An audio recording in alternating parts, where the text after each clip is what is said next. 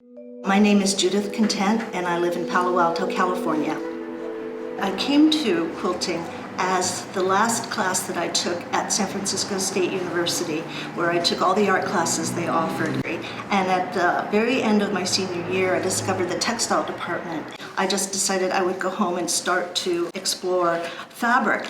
After I actually learned how to do the Arashi Shibori dyeing with Annalisa Hedstrom. And she had come into our classroom for half an hour or an hour demonstration, and her technique just was mesmerizing to me, and it was like a light bulb went off.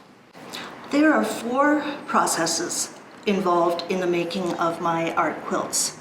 I start with the dyeing, and I create my palette of silks like a canvas.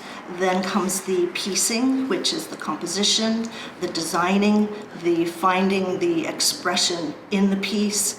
Then comes the quilting, which can define areas in the quilting, which can emphasize or diffuse areas in the quilting. It adds a subtle surface texture.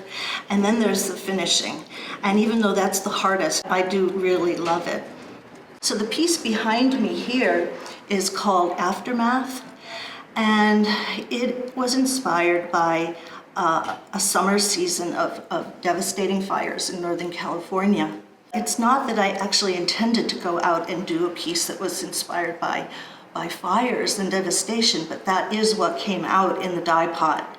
And so I laid olive leaves over the surface of the pole, secured them to the pole with thread, and then bleached out the silk, but where the olive leaves were, the black silk color remained. And looking at it, it just looked to me like ashes, falling leaves in the aftermath of a fire. Every single pole that I dye leads me to another one.